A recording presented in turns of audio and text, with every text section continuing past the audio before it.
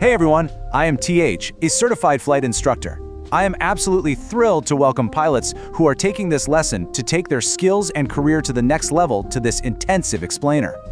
Today, we're moving way beyond the basics. We're dissecting the exacting, unforgiving science of aircraft performance and limitations. Consider this your ultimate pre-flight briefing. We're talking about precision, safety, and mastering the physical laws that dictate exactly what your aircraft can and cannot do. So let's get right into it. Here is our flight plan for this explainer. First, we'll hit weight and balance fundamentals. Second, mastering performance charts. Third, exceeding airplane limitations. Fourth, atmospheric effects. And finally, required performance factors. All right, starting with Section 1, weight and balance fundamentals. Okay, let's dive into this. Determining the precise equilibrium of our aircraft is absolutely our first critical building block. Honestly, without a perfectly calculated weight and balance, every other performance metric we discussed today is kinda compromised before you even turn the key. Determining your exact center of gravity, or CG, is completely non-negotiable. Now we have three primary methods to pull this off. The computational method is by far the most precise. You calculate the moment for every single item on board by multiplying its weight by its arm, its distance from the datum. You take your basic empty weight, add your pilot, passengers, and baggage to get your zero fuel weight, then add your fuel, remembering that standard aviation fuel weighs exactly 6 pounds per gallon, to reach your ramp weight, and subtract the fuel used during start and taxi before takeoff. By dividing the total moment by the total weight of the whole shebang, the airplane, fuel, occupants, and bags, you find your exact CG. Alternatively, we've got the graph and table methods provided in the AFM or POH. These streamline things by giving you pre-calculated momentum lines, usually dividing moments by 100 or 1,000 just to make the math a bit friendlier. Now you might be wondering what happens when we push these limits. Well, operating outside the CG limits established by the manufacturer is incredibly dangerous. Let's contrast the extremes. A forward CG is most critical during your landing phase. It creates a really stable but incredibly nose-heavy condition. It places a massive, excessive load on the nose wheel, demands much higher control forces from you, increases your stall speed, and in extreme cases, it makes flaring for landing mathematically impossible because you literally run out of elevator deflection. On the flip side, an aft CG is essentially a silent killer, most critical during maneuvers. It makes the aircraft tail-heavy and highly unstable. Your control forces become extremely light, and while your stall speed actually goes down, the aircraft develops severe flat spin tendencies. And let me be clear, if you enter a spin with an aft CG, recovery is often completely impossible. No way around it. Moving right along to Section 2, mastering performance charts. True proficiency means taking raw, unpredictable atmospheric data and converting it into precise, predictable performance outcomes. So let's apply this in a real-world scenario. Let's say we're tracking a maximum takeoff weight of 2,400 pounds for a short field departure.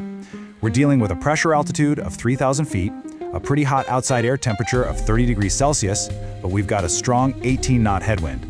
By applying the chart notes, which, by the way, allow us to decrease our calculated distances by 10% for every 9 knots of headwind, the math gives us exactly a 1,060-foot ground roll and a 1,984-foot total distance required to clear a 50-foot obstacle. This isn't guesswork, folks. This is exact aerodynamic capability mapped right down to the foot. Let's keep that momentum going and track a climb profile, using a table method for a 3,400-pound takeoff weight, departing from sea level at 22 degrees Celsius and climbing up to a cruise altitude of 8,000 feet. The performance chart dictates that this exact climb will require precisely 11 minutes of time, it's going to burn 23.1 pounds of fuel, and it'll cover a ground distance of 22 nautical miles. By tracking these specific numbers, you know exactly when you'll reach your assigned altitude and, more importantly, exactly how much energy you'll expend getting there. All right, now we're at altitude analyzing our cruise data. We're at a 5,000-foot pressure altitude, setting the engine to 2,400 RPM, carrying 38 gallons of fuel with 0 reserve. The data confirms this setting outputs 61% brake horsepower. What does that mean for us? It yields a true airspeed of 116 knots and a fuel burn of 6.9 gallons per hour. If we divide our total fuel by that exact burn rate, it delivers 5.5 hours of endurance, translating to a 635 nautical mile range. Doing this level of precise calculation ensures you never ever push a fuel reserve to the breaking point. To wrap up our chart masterclass, let's evaluate a landing approach. We are coming in at a 1,600-pound gross weight at a 1,250-foot pressure altitude on a standard day. By interpolating the data evenly between sea level and 2,500 feet, The math proves we're looking at a 457.5-foot ground roll and a 1,105-foot total distance to safely clear a 50-foot obstacle. As a professional, you calculate this before you ever even begin your descent, guaranteeing for sure that your runway environment is adequate. Let's jump into Section 3, Exceeding Airplane Limitations. Now we have to examine the severe consequences that happen when an aviator pushes an aircraft beyond its engineered thresholds, because limitations are not suggestions. They are the absolute boundaries of physics. Let's rapidly fire through these critical V-speeds. Dropping below VSO, the stalling speed and landing configuration, or VS1 in a specific configuration, means the airplane becomes physically uncontrollable. It literally falls out of the sky. On the way up, we pitch for VY for the greatest gain in altitude over time and VX for the greatest gain over distance. But exceeding the top end of the envelope, things like VFE for your flaps, VLE and VLO for your landing gear, VA for abrupt maneuvers, or pushing past VNO right into VNE, the never exceed speed, doing that guarantees catastrophic structural damage. The air loads will literally rip the aircraft apart. So, the crucial point is right here. The source material doesn't mince words about this. Exceeding the load factor limits, the specific G-forces mapped on your aircraft's VG diagram will permanently warp the airframe. In a severe case, the structure will completely fail mid-flight. When you fly an overloaded airplane, yeah, you suffer higher takeoff speeds, reduced climb rates, and longer landing rolls. But when you overstress it dynamically in the air, you destroy the structural integrity entirely. All right, shifting gears to Section 4, Atmospheric Effects on Performance. We fly through an invisible ocean composed of 78% nitrogen, 21% oxygen, and 1% other gases. Its variable density dictates exactly what your engine and airfoils are capable of doing on any given day. Aircraft performance is always evaluated against the International Standard Atmosphere, or ISA. That baseline is 15 degrees Celsius and 29.92 inches of mercury at sea level. The standard lapse rates we expect are a 2-degree drop in temperature and a 1-inch drop in pressure for every 1,000 feet you climb. As air becomes less dense at altitude, your engine power drops because it's ingesting way less oxygen, the propeller thrust weakens in that thin air, and the airfoils generate a fraction of their normal lifting force. Because we almost rarely fly in a perfectly standard atmosphere, we have to calculate pressure altitude. Let's break down the manual computation. You take your original field elevation, find the difference between the current altimeter setting and the standard 29.92. Multiply that difference by 100 and add or subtract it from your elevation. The result? That's your pressure altitude, your theoretical height above the standard datum plane.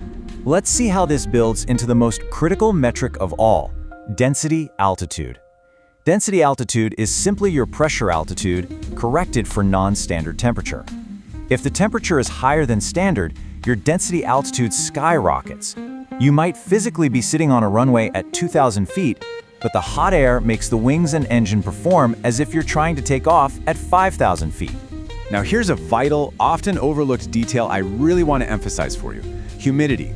Water vapor is physically lighter than dry air.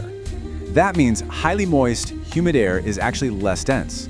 Therefore, a combination of high pressure altitude, high temperature, and high humidity will drastically increase your density altitude.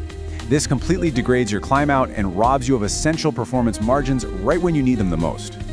And finally, Section 5, Required Performance Factors. In this final, highly technical segment, we're going to evaluate endurance, range, and the specific aerodynamic forces governing the extreme edges of your flight envelope. You absolutely must distinguish between flying for time versus flying for distance. Maximum endurance is all about staying airborne as long as humanly possible, getting the maximum flight hours per pound of fuel, which occurs at the exact point of minimum fuel flow. Maximum range, on the other hand, is about converting your fuel energy into maximum flying distance, the most nautical miles per pound of fuel. This occurs specifically at L over D max, your maximum lift-to-drag ratio. And remember, L over D max occurs at a specific angle of attack and is completely unaffected by aircraft weight or altitude. Though to be precise, weight will change the airspeed required to maintain that specific angle. When you look at the power required for flight, climb performance is entirely a function of excess thrust. It's the gap between the maximum power your engine has available and the actual power required to just maintain level flight. If you picture that power curve, the lowest dip on it represents the absolute minimum power required to stay in the air, which directly correlates to your best endurance speed. And this brilliantly illustrates a really dangerous area known as the region of reversed command. Normally you pull back to go slower, right? And that requires less power. But in this low-speed, high-drag regime, a lower airspeed requires significantly higher power to hold your altitude because of massive induced drag. Think of a short field landing.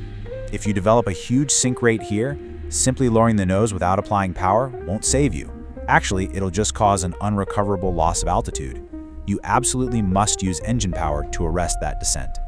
Now, I want you to burn a single number into your memory: 9. 9 is a multiplier that could literally save your life on a wet runway. The vital formula you must memorize is 9 times the square root of your main tire pressure. The result of that calculation is your minimum dynamic hydroplaning speed, measured in knots. Dynamic hydroplaning is a terrifying condition. It's where your tires literally ride up on a thin sheet of standing water. The rubber completely loses contact with the asphalt.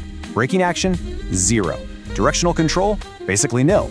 If you touch down even slightly faster than your calculated VREF on a wet runway, you expose the aircraft to severe hydroplaning.